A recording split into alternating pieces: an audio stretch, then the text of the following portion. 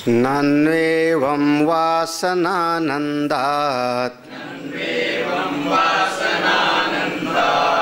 ब्रह्मानन्दातपीतरम्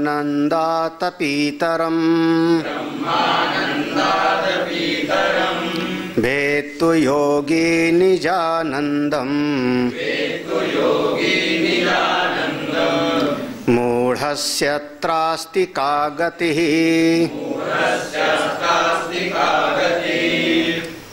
ननु प्रश्न हो गया, पहले ही प्रश्न खड़ा कर दिया कि पूर्व में जो योगानंद प्रकरण था उसमें हमने दो आनंद को बहुत विस्तार से पढ़ा, वासनानंद और ब्रह्मानंद। दो को हमने बहुत विस्तार से वहाँ पर समझा पहले के योगानंद के प्रकरण में। तो वासनानंदात और ब्रह्मानंदात, ये जो दो आनंद हैं, ये दो आनंद से अलग, दो आनंद से पृथक, यहाँ पंचमी है ना, वासनानंदात और ब्रह्मानंदात। अपि ईतरम, ईतरम माने इन दोनों से अलग। इन दोनों से अलग कौन होगा? तो कहते हैं निजानंदम। योगी निजानंदम वेत्तु, जो योगी होगा, साधक होगा, वो अपने स्वरूप का अनुभव कर लेगा। आपने भले कहा कि वो ब्रह्म है, ब्रह्मानंद है, या लौकिक जगत में जो हमारे चित्त में विषयों का संस्कार पड़ता है उसका भी आनंद हमको मिलता है, स्मृति जन्य होता है, पूर्व की कोई याद करके हमारा मन प्रसन्न होता है, वो सब का सब वासना जन्य होता है। तो ऐसा हमने सुना, पहले भी बताया था, एक पूरा प्रसंग लिया था योगानंद में कि एक क्षण अगर समाधि में अपने स्वरूप का अनुभव उसको हो गया तो बाद में व्यवहार करते समय भी उसी की स्मृति उसको बनी रहती है। ऐसा बहुत सारे दृष्टांत दे करके समझाया था। फिर वहाँ कहा था दो प्रवृत्ति एक साथ चलती है। कैसे? जैसे कौवे का नेत्र बताया, या दुभाषिया को बताया, या वो गंगा जी में आधा शरीर तक खड़ा हो गया तो ताप का भी महसूस होता है, गर्मी का भी, और नीचे से शीतलता का भी। ये सारे दृष्टांत को दे करके समझाया था। तो वो जो उस कुछ क्षण अनुभूति का जो रसास्वादन है उसका नाम हो जाएगा वासनानंद।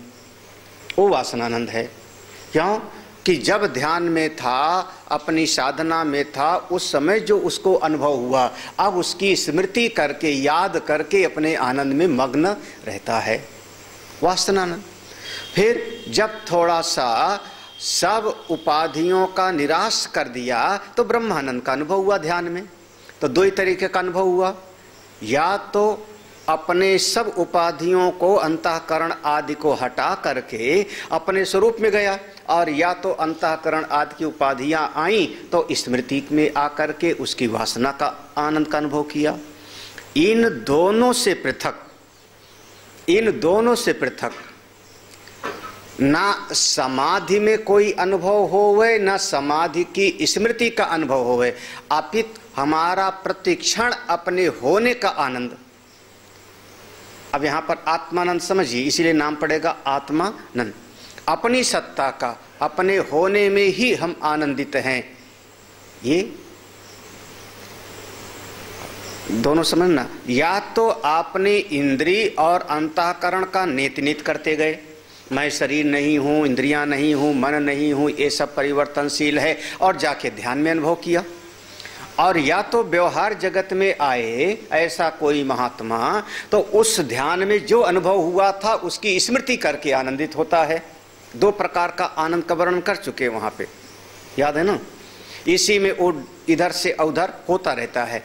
उन्होंने कहा ये समाधि में जाना और समाधि से निकल करके उसके रस का आस्वादन करना, ये तो समाधि दशा, व्युत्थान दशा, ये दोनों के बजाय हम सोते जागते प्रतिक्षण अपनी सत्ता में तो रहते हैं ना। मैं हूं, अपना स्वरूप है, अपना स्वरूप है। हम सोएं तो भी, जगें तो भी, कुछ प्राप्त हो तो भी, कुछ प्राप्त ना हो तो भी अपनी सत्ता तो है ना। ये जो अपनी सत्ता है, आप उसी में क्यों नहीं रमण करते? हाँ। फिर यहाँ थोड़ा समझ में आना चाहिए। हाँ।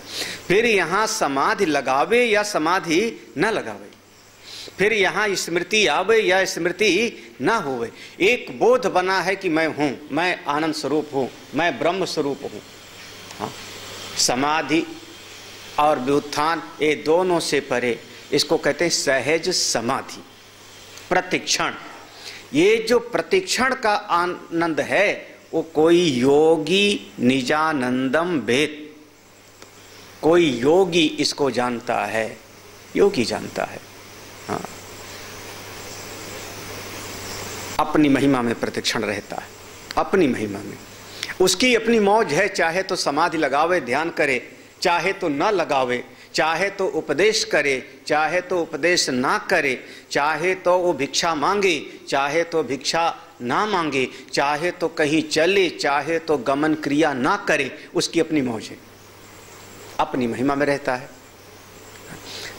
दृष्टांत में बहुत सारे दृष्टांत हैं। अच्छा, सुखदेव जी समाधि लगाते हैं तभी आनंद में हैं? व्यवहार दशा में याद करके आनंद करते हैं क्या?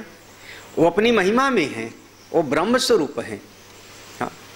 गुरुदेव वशिष्ठ, हाँ, महात्मा लोग, हाँ, ये सब चाहे सोए तो भी उसी स्वरूप में हैं, जगे तो भी उसी स्वरूप में हैं। प्रतिक्षण उस रस का, अपना आनंद का अनुभव हो रहा है, क्योंकि मैं हूं, मैं आत्मा हूं, मैं पूर्ण आत्मस्वरूप हूं। तब ये अनुभव कैसे हो? तो कहते हैं ये अनुभव जो आप कह रहे हो, ये सोते जागते चलते फिरते प्रतिक्षण कोई विशेष क्रिया का आलंबन न लेना पड़े, वो आनंद तो कोई ऐसा सिद्ध महापुरुष भले जान लेवे। मूढ़स्य अत्र अस्ति का गति, कोई ना समझ आदमी इसको थोड़े समझ पावेगा।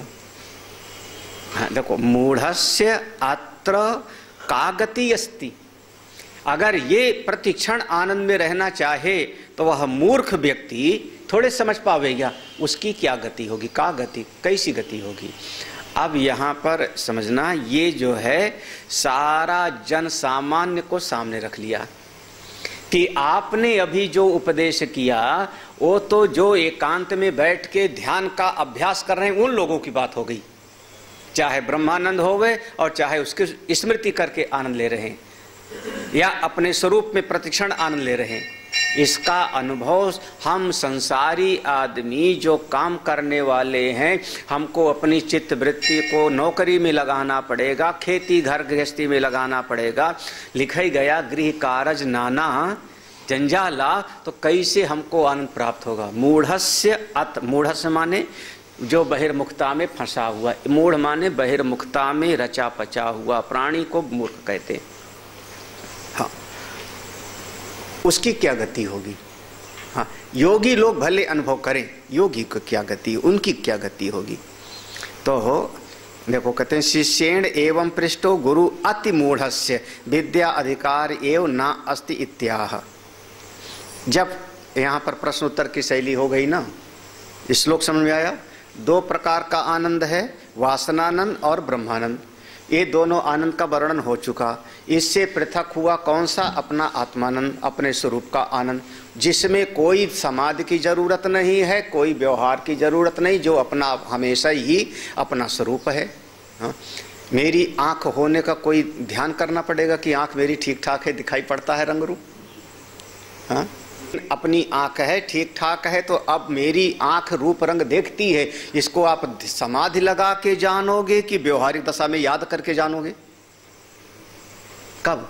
बोले ये प्रतिक्षण आपका होश भी नहीं रहता। ज्यादातर चलते फिरते आपको पता है कि मेरे नेत्र ज्यों का त्यों ठीक ठाक, मैं अंधा नहीं हूं, मैं नेत्र वाला हूं। इस सुख में आप प्रतिक्षण रहते हो, प्रतिक्षण रहते हो।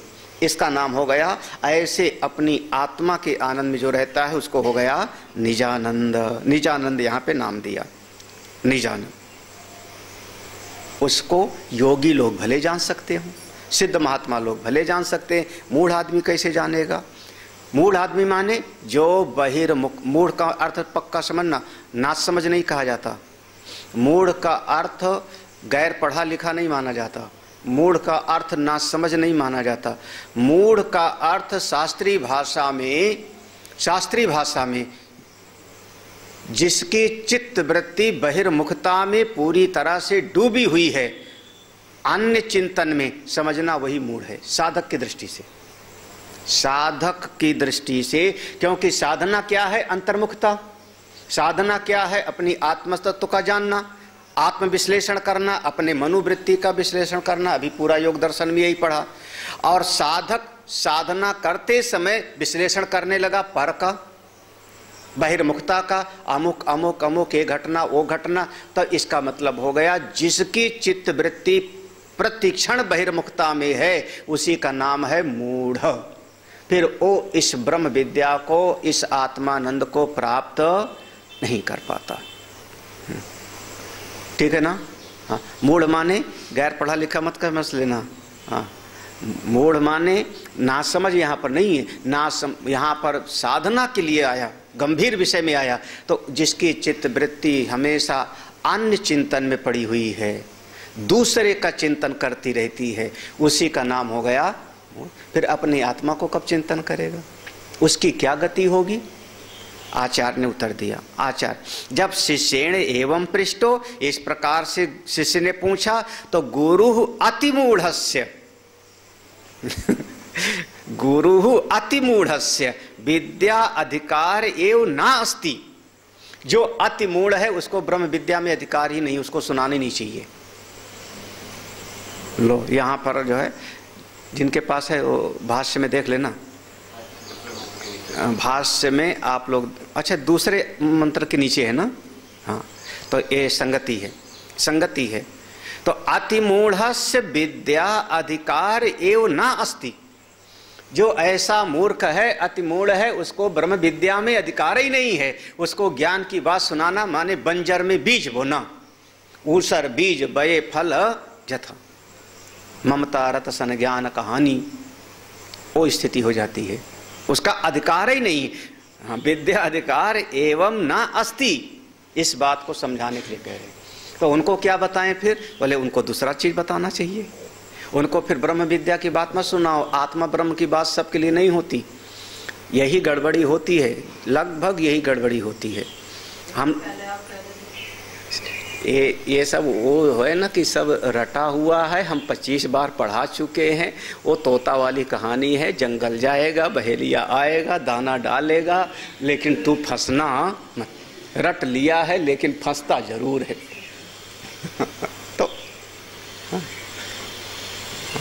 तो सत्य तो यही है। चलो दूसरा श्लोक पढ़ते हैं। धर्मावसादेश जायतां म्रियतामपि पुनः पुनर्देहलक्ष्यैः किं नो दक्षिणेतो वद।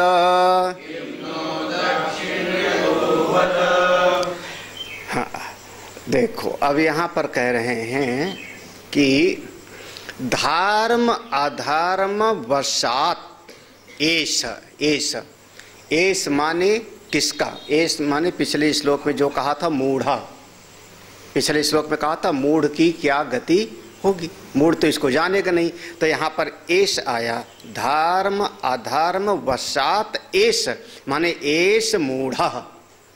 ये जो मूर्ख की बात तुमने कही है, मूर्ख की बात कही है, ये अपने जीवन में 2 प्रकार की क्रिया करेगा। कौन सा? या तो धर्म का और या तो अधर्म का। या तो पुण्य करेगा या तो पाप करेगा। हाँ, अरे इसमें भी भेद कर लो। अगर थोड़ी बहुत अकल जगी होगी और कुलगुरु आदि, जैसे कल मैंने कहा कई प्रकार के गुरु का विभाग कर दिया था, है ना? याद हुआ किसी को? सूचक गुरु, वाचक गुरु, बोधक गुरु, निषिद्ध गुरु, विहित गुरु, कारणाख्य गुरु। चले वाह वाह, ये तो जरूर याद करोगे आप लोग। हाँ, ये तो जरूर सबको रट गया। ठीक है, सात ही, हाँ सात, कल ही सात ही बताया था कल।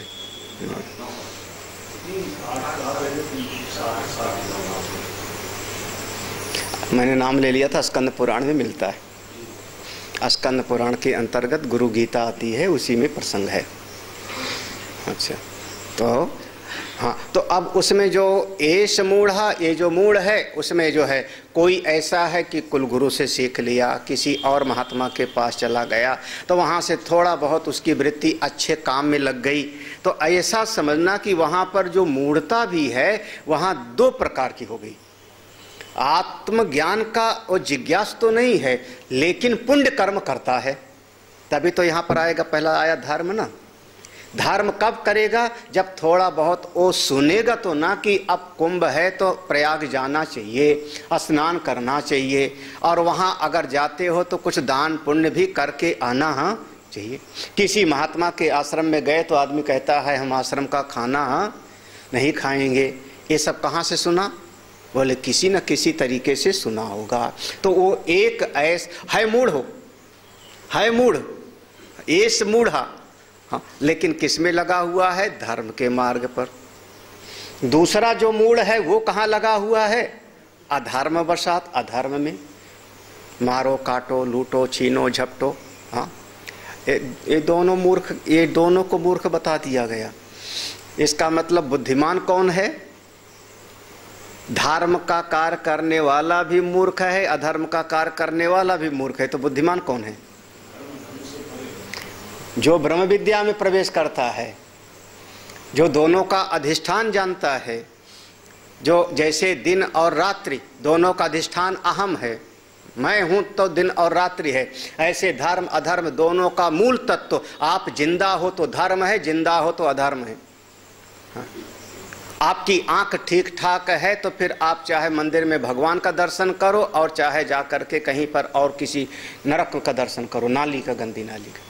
आंख ठीक ठाक है तो ना, तो दोनों के दर्शन का अधिष्ठान कौन हो गया? आंख। हाँ। आपका पांव ठीक ठाक है तो चाहे आप प्रदक्षिणा करो मंदिर में जाके, तीर्थ यात्रा करो, और चाहे आप इसी पांव से जाकर के लड़ाई झगड़ा करो। हाँ। आप मंदिर गए पांव से, धर्म है, इधर गए अधर्म है, लेकिन दोनों है इसी जगत के अंतर्गत, इसी जगत के अंतर्गत है। इसलिए ये सब मूढ़ की गति है। बुद्धिमान वो है जो इस जगत की गति से बाहर निकलना चाहे। एतावताम संसार गति। हाँ। आप अच्छा धर्म करोगे तो, धर्म करोगे तो पुण्य मिलेगा, धर्म किया तो पुण्य मिलेगा, पुण्य मिलेगा तो पुण्य को भोगने के लिए जाना कहाँ पड़ेगा? स्वर्ग आदि श्रेष्ठ लोक में, यही होगा ना, वहां पर जाना पड़ेगा। वहां पर आपका जब भोगे खूब और भोगते भोगते आपका सारा पुण्य खत्म हो गया तो फिर से आओ। क्षीणे पुण्य मर्त्य लोकम विशंति, यही ना, जायताम फिर मृयताम। फिर अगर आपने पाप किया और मर गए तो फिर कहाँ जाओगे? नरक। वहां आपका जितना कष्ट भोगना था लिखा हुआ सबका सब भोग लिया, तो अब फिर से वहां से मर्त्यलोक में आओगे। तो ये वही श्रुति है, जायस्व मृयस्व, जायताम मृयताम अपि। जायस्व मृयस्व कहाँ का? बृहदारण्यकोपनिषद का। आज बृहदारण्यकोपनिषद का बहुत सारा है। हाँ, तो वहाँ पर तो अब फिर धर्म किया तो भी मर गया, मृयताम, अधर्म किया तो भी मर गया। पाप पुण्य के कारण वो स्वर्ग गया या नरक गया, और फिर से जायताम पुनः आकर के जन्म लेता है। और ऐसे उसका जो है संसार का चक्र निरंतर चलता रहता है। पुनः पुनः देह लक्ष्यी, लक्ष्यी माने लाखों, बार बार वो लाखों लाख शरीर उसको फिर मिलता ही रहता है, मिलते रहता है। जन्मा मरा काम किया, जन्मा मरा काम किया, फिर जन्मा का थोड़ा पुण्य किया पाप किया, फिर मरा भोग के आया, फिर पुण्य किया पाप किया, फिर देह लक्ष्यी। किमनो दाक्षिण्य तो वद, आचार्य कह रहे हैं, आचार्य कह रहे हैं अब इनके लिए हमारी कृपा क्या करेगी? जो हमारा ज्ञान सुनना नहीं चाहते, धारण करना नहीं चाहते, अपनी चित्त वृत्ति को बदलना नहीं चाहते, उनके लिए दाक्षिण्यता माने कृपा, हमारा अनुग्रह। हमारा अनुग्रह किस काम का बताओ?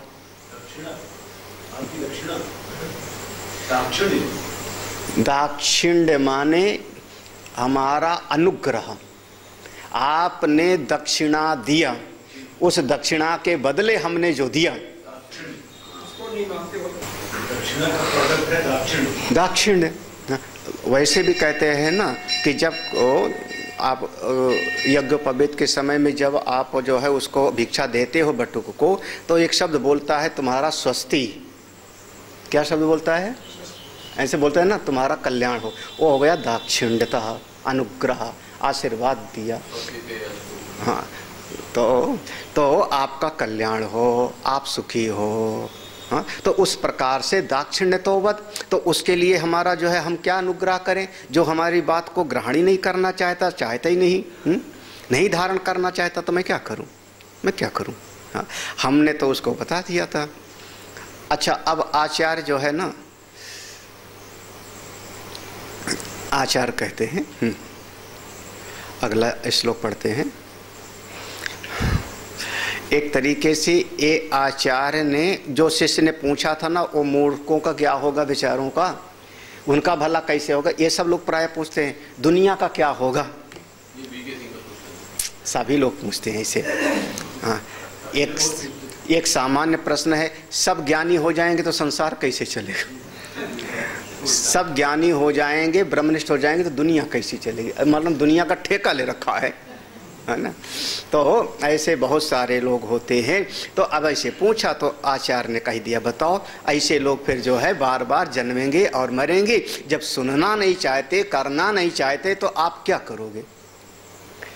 किसी बच्चे को आप पढ़ाना चाहो, आप ज़्यादा से ज़्यादा विद्यालय में भर्ती करा दोगे, 2 मास्टर लगा दोगे कोचिंग के लिए, आप फीस की व्यवस्था कर दोगे, कपड़े की व्यवस्था कर दोगे, और नहीं पढ़ना चाहे तो क्या करोगे फिर?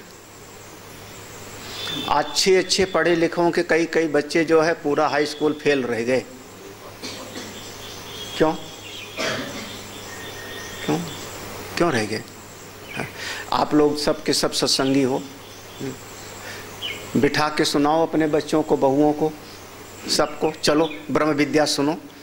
कहेंगे जब हम तुम्हारी उम्र में आएंगे तो हम भी सुन लेंगे, भी जाओ। तुम्हारी उम्र में आएंगे तो हम भी सुन लेंगे। हाँ, बड़े प्यार से कहेंगे, पिताजी आप ही कौन सा, जब हमारी उम्र में थे तो आप सुनते थे का? लो, मतलब नहीं सुनना चाहते तो क्या करोगे? तो फिर भैया जाओ, जन्म और वो चक्र चलता रहेगा। ये बिल्कुल ब्रह्मा बाबा की सृष्टि चलती रहती है। फिर कहते हैं, अच्छा एक बात बताओ, अब चेले से पूछेंगे, अस्ति वो अनुजिघ्रिषुत्वात्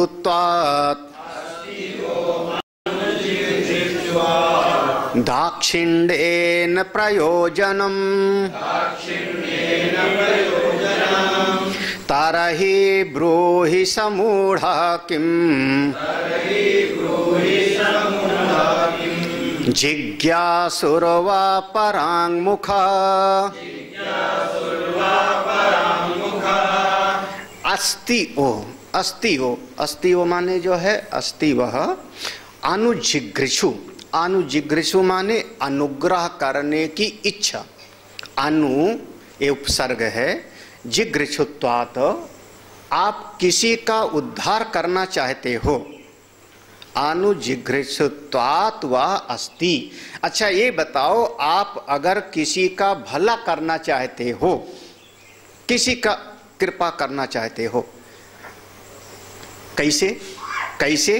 दाक्षिण्येन प्रयोजनम, अपनी विशेष योग्यता के माध्यम से, अपनी विशेष कुशलता, अपनी विशेष योग्यता के माध्यम से किसी का भला करना चाहते हो। ठीक है ना? यही ना? कौन सी विशेष कुशलता? कि आप संत के साथ जुड़े हो तो चाहते हो वो भी संत के साथ जुड़ जाए। चलो, आप अगर गीता पढ़ते हो तो आप, ये आपकी कुशलता है, योग्यता है, तो आप चाहते हो कि वो भी गीता पढ़े।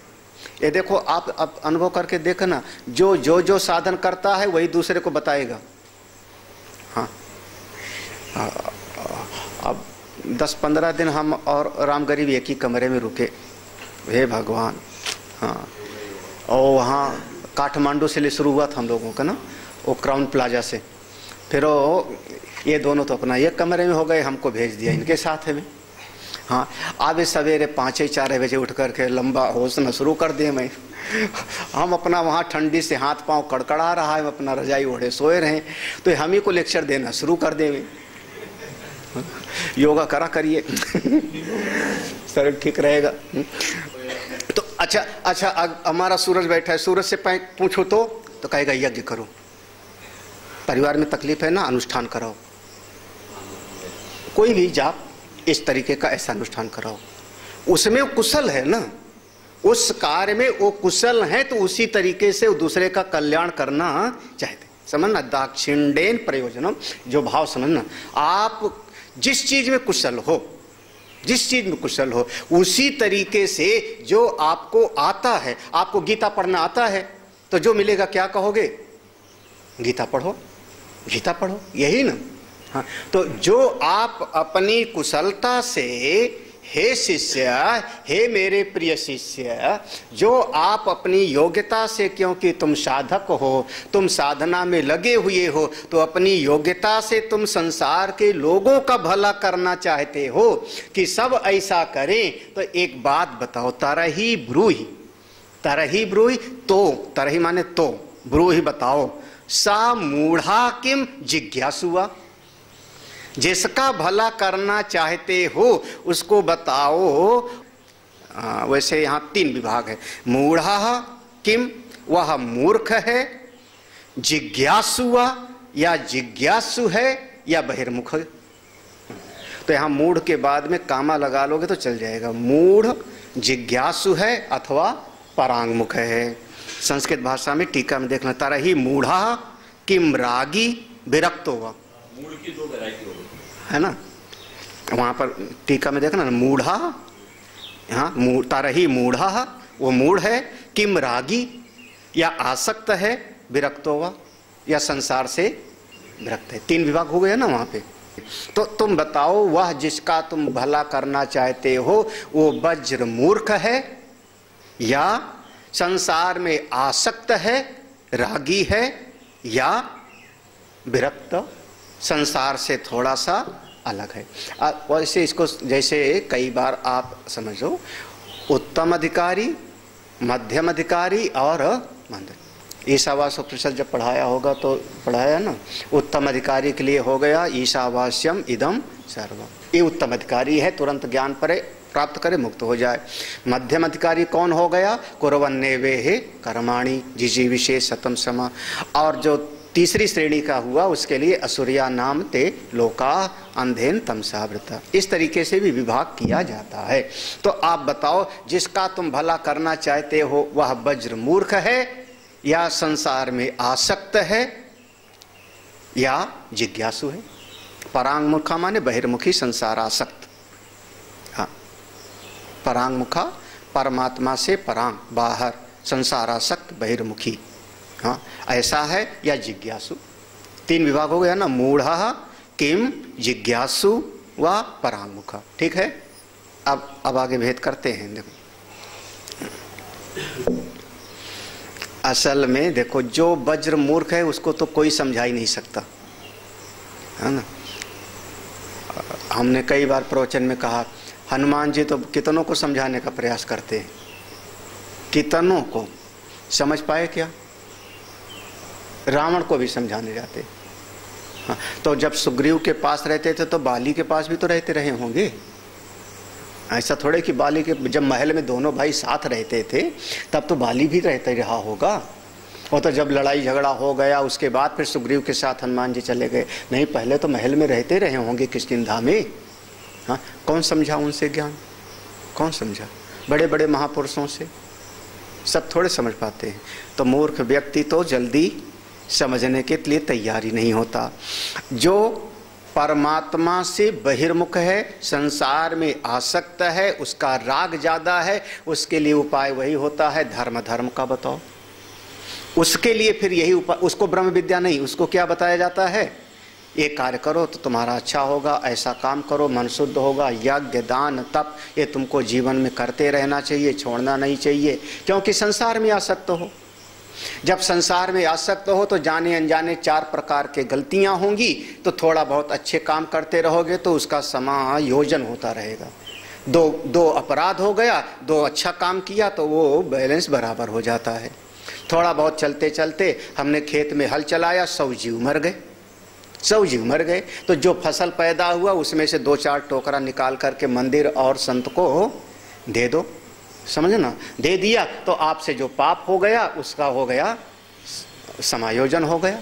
ठीक है ना, समझ आ रहा है। भोजन बनाया, लकड़ी में जो है कुछ कीड़े थे, मर गए। आटा पीसा, कुछ जीव मर गए। हाँ, तो आप भोजन बनाओ, 1 रोटी गाय को दे दिया, एक चीज जो है 1 रोटी जो है किसी और के लिए निकाल दिया, तो समझना आपका हो गया वो बैलेंस बराबर हो गया। वो जो संसार में आसक्त हैं उनको इसी चीज का उपदेश किया जाता है।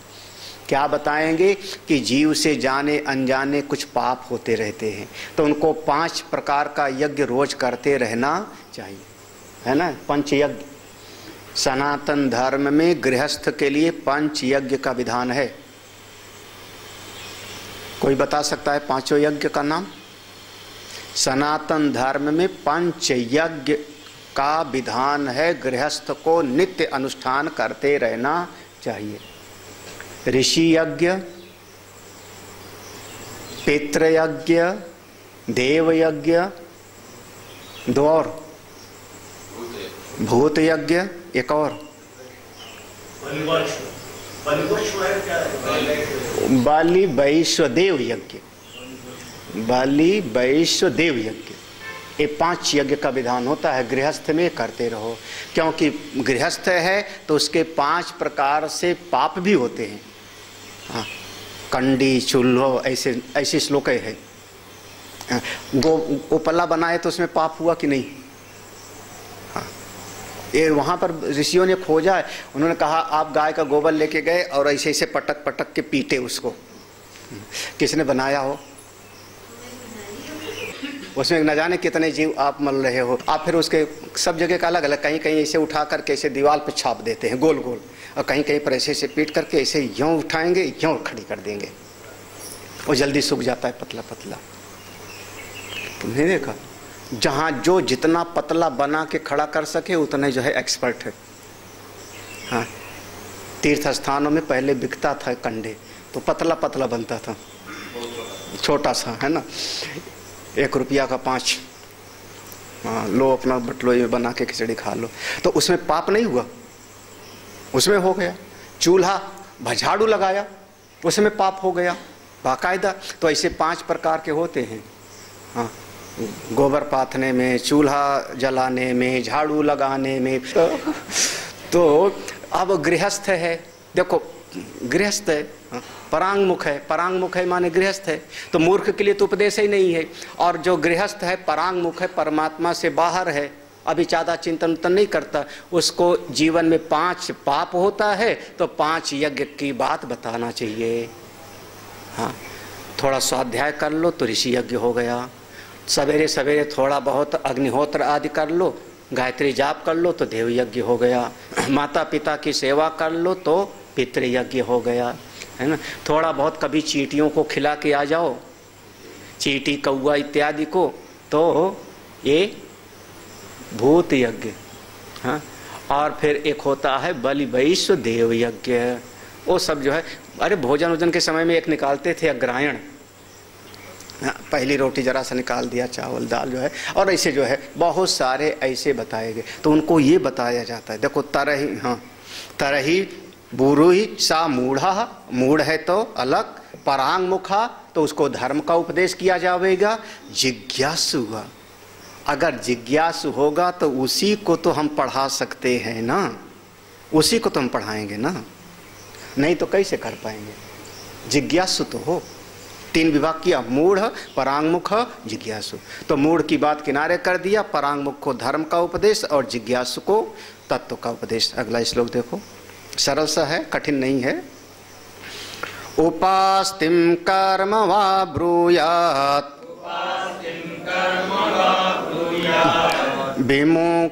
विमुखाय यथोचितम् मंद प्रज्ञं तु जिज्ञासुम् आत्मानंदेन बोधयेत्। देखो, उपास्तिम कर्म वा, इस श्लोक पर ध्यान देना, बस श्लोक पर। उपास्तिम, उपासना। तो कुछ लोगों का तो उनके योग्यता के अनुसार हम उपासना का उपदेश करते हैं, भक्ति करो, भगवान को जल चढ़ाओ, पूजा करो। कर्म वा, कुछ लोगों को कर्म का उपदेश करते हैं। दो चीज, कर्म का या उपासना का, कर्म या उपासना का। उपास्तिम कर्म वा ब्रूयात्, किसके लिए? विमुखाय यथोचितम, जो परांगमुखी है। जो पूर्व के श्लोक में था ना, परांगमुखा, परांगमुखा माने विमुखाय, जो आत्मज्ञान से विमुख है, अभी संसार में ही ज़्यादा उसका मन रचा पचा है, उसको या तो कर्म की बात बताओ और या तो उपासना की बात बताओ। इसीलिए हमारे समाज में सबसे ज़्यादा इन्हीं दोनों की महिमा है। सारी बड़ी बड़ी संस्थाएं आप हिसाब लगाओ तो इन्हीं दोनों की हैं, या तो कर्म की या उपासना की। जैसे हमारा गायत्री परिवार कैसा हुआ, वो सेवा करो, गौ सेवा करो, यज्ञ करो, प्रतिदिन यज्ञ करो, कर्म प्रधान है, कर्म प्रधान। आर्य समाज कर्म प्रधान है और पूर्व मीमांसा दर्शन के हैं। हमारा जितना भक्ति के आचार्य हैं, रामानुजाचार्य जी, रामानंदा, वल्लभाचार्य, ये सब कौन से हो गए? भक्ति। तो या तो भक्ति की चर्चा ज़्यादा होती है और या उपासना की, कर्म की चर्चा ज़्यादा होती, इन्हीं का ज़्यादा, क्योंकि समाज इन्हीं के लायक है। तो जो इनका उपदेश करेगा उनके पास बहुत सारे लोग हो जाएंगे। हाँ? अच्छा, आप लोग ब्रह्म ज्ञान प्राप्त करते हो, सुनते हो ब्रह्म विद्या ना? हाँ, ब्रह्म ज्ञान बिनु नारी नर करे न। हाँ, आत्मा प्रपंच। लेकिन अभी हवन हो गए, सूरज हवन कराने लगे, तो आपके दिल में ललक होगा कि सब बैठे हैं तो हम भी 5 आहुति डाल लें? होगा कि नहीं होगा? होता है ना? तो फिर कहाँ पढ़े हुए हो कि पुण्य करने से स्वर्ग जाएगा, वहां से फिर भोग करके लौट के आवेगा, फिर मर जावेगा, फिर चला जावेगा? ये भी तो, ये तो महान नहीं हो गए वो भी। फिर वही जो राम गरीब को कहा था वही तुम पर लगाऊं मैं।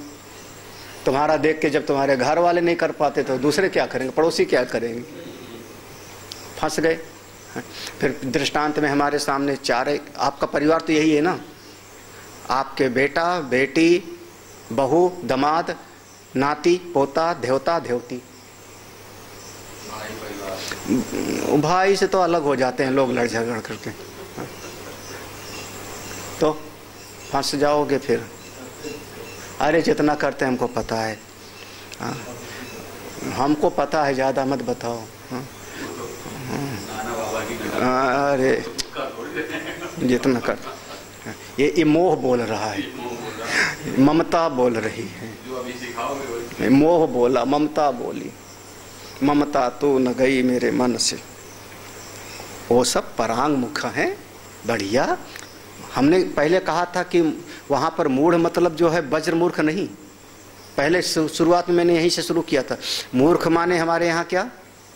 हाँ, जिसकी चित्तवृत्ति बहिर्जगत में जा रही है, यही बोला था ना, पढ़ा लिखा मूर्ख जी। हमने शुरुआत में मूर्ख की परिभाषा किया था। तो बहिर्मुखता ही हमारी साधना के मार्ग में क्या हुआ? मूर्ख। तो खूब पढ़े लिखे हो, खूब रुपया कमाओ, 25 लाख का पैकेज कमाओ, हमको क्या बुरा लगता है? 35 लाख का पैकेज मंगाया, हाँ, लेकिन वृत्ति कहाँ लगी होगी? हाँ, बहिर्मुखता में। तो वो है, तो फिर उनको कौन सा उपदेश दिया जाएगा? यथोचितम विमुखा यथोचितम ब्रूयात्। बिल्कुल, जो इस प्रकार से हैं, अगर किसी को देखा कि कर्म में ज़्यादा रुचि है तो कर्म कर, दूसरे को कह दिया चलो भजन कर, हरे राम जप। इस प्रकार से हमने दोनों को लगा दिया। मंद प्रज्ञम तु जिज्ञासु, अगर कोई जिज्ञासु है, बस मंद प्रज्ञ है, मंद प्रज्ञ माने जिज्ञासु है, अभी ज्यादा सुना समझा नहीं है, संसार से थोड़ा मन हट गया है, बस इतना है कि भगवान को पाना है, आत्मा को जानना है, बहुत ज्यादा नहीं जानता है, ज्यादा सुना उना नहीं है, बस भगवान को पाना है, आत्मा को जानना है, ऐसे को हम कहते मंद प्रज्ञम। ऐसा कोई संसार से विरक्त आया, अगर कोई संसार को छोड़ करके आया, तब उसको आत्मानंदेन बोधयेत, उसको इस ब्रह्मानंद का उपदेश करना चाहिए।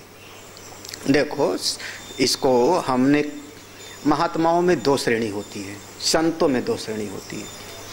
कुछ संत लोग होते हैं, वो कहते हैं खूब आप तैयार हो जाओ, मन बुद्धि आपकी उतना विरक्त हो, साधन चतुष्टय हो, तो हम सन्यास देंगे, लायक बन करके आओ, तब खूब लायक बन करके आओ। तो जैसे पूज्य गुरुदेव जल्दी सन्यास नहीं देते थे, पहले 2.5 साल पढ़ाया, उसके बाद फिर 5-6 साल तक, 7-10 साल तक ब्रह्मचारी रह के सेवा करो, उसके बाद सन्यास देते थे। अब वो 10 साल को 5-6 साल में ले आए। हाँ, लेकिन वो प्रक्रिया अभी भी पालन किया जाता है। कोई बिरला है जिसको सीधे सन्यास दे देते हैं, कोई बिरला। कौन? जैसे अपने पूज्य स्वामी शंकरानंद जी, जिनकी टीका रखा हुआ है, बाकी जो है। और तो अच्छा, दूसरा एक परंपरा होती है, जैसे उन्होंने कहा खूब ठीक ठाक देखेंगे तब हम। दूसरे होते हैं, वो कहते हैं थोड़ा संसार से वैराग्य की पूंजी लेके आया, चाहे किसी दुर्घटना से, चाहे घटना से, चाहे भले मरकट वैराग्य हुआ, हाँ, शमशान वैराग्य हुआ, लेकिन आ गया वो वृंदावन में, महाराज श्री के आश्रम में आया, महाराज जी संन्यास दे दो। वो कहते थे ठीक है, अभी आ रही है पूर्णमासी को संन्यास देते हैं तुझको, बुलाओ पंडित जी को, इसकी चोटी वोटी तो काटनी है। हाँ, जो आवे सबको संन्यास दे देते थे। उनसे पूछा आप ऐसे क्यों करते हो महाराज? हाँ, कोई ऐसे हैं कि जो संन्यास ले लेंगे फिर उसका पालन नहीं कर पाएंगे, आप थोड़ा परीक्षा करके तो ऐसे क्यों कर रहे हो? तो वो कहते थे, वो महाराज श्री कहते थे, अरे हम कोई जैसे आग की इतनी सी है चिंगारी, इतनी सी आग की चिंगारी है, इतनी सी, और उतनी चिंगारी मिल गई तो जो समझदार है वो चारों तरफ से कपास लगाएगा, रुई लगा देगा, पतला पतला सा लकड़ी लगा करके उसको हवा देगा और वही चिंगारी शायद आग बन जाए। और नहीं लगा तो चिंगारी जरा से हवा का झोंका आएगा, बुझ जाएगा। तो ये बेचारा जो वैराग्य की इतनी सी चिंगारी लेके आया है, इतनी सी चिंगारी लेके आया है मेरे पास, मैं उसको चारों तरफ से हवा देता हूँ, कपास उपास लगाता हूँ, दीक्षा दे करके, संन्यास दे के नाम बदल दिया, कपड़े बदल दिया, यही ना। हाँ, हो सकता है कि आगे बढ़ जावे, आगे चिंगारी बढ़ के आगे हो जावे, और चला जाएगा तो हमारा क्या नुकसान। हमने अगर 15 को संन्यास दिया, 15 में 10 वापस भी चले गए घर में, 5 तो टिकेंगे, लोक लज्जा के डर से टिकेंगे, वही बहुत। अब बताओ, गुरुदेव वाली परंपरा की स्वामी अखंडानंद की परंपरा कौन सही? एक परंपरा है, इसका सिद्धांत है मंद प्रज्ञम। मंद प्रज्ञम माने छोटी चिंगारी लेके आया है जिज्ञासु, जिज्ञासु है, छोटी चिंगारी लेके आया, अभी बहुत ज्यादा वैराग्य नहीं है, बहुत ज्यादा उसको समझ भी नहीं है, तब उसको आत्मानंदेन बोधेत, उसको हम पढ़ाएंगे, उसको हम आगे बढ़ाएंगे, और 10 लोगों को पढ़ाएंगे, ऐसे 10 आ जाएंगे, उनमें से पढ़ाएंगे, उसमें से 4 घर चले जाएंगे, 2-4 तो टिकेंगे ना, जो टिकेगा उसका भला हो जाएगा, जो चला जाए चला जाओ, हमारा क्या। ये तो लाखों करोड़ों लोग ऐसे जन्म और मर रहे हैं, उसमें कौन सी बड़ी बात है? कोई कमी है संसार में? 2-4 और ऐसे जन्मेंगे मरेंगे।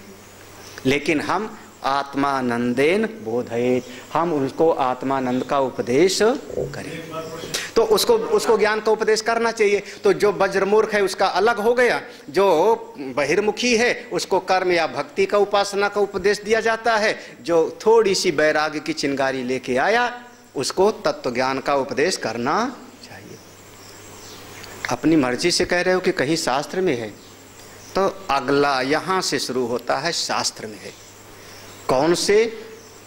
यजुर्वेद के वाजसनेयी की शाखा में बृहदारण्यक उपनिषद, जो बहुत प्रधान उपनिषद माना जाता है, उसमें याज्ञवल्क्य और मैत्रेयी का संवाद आता है।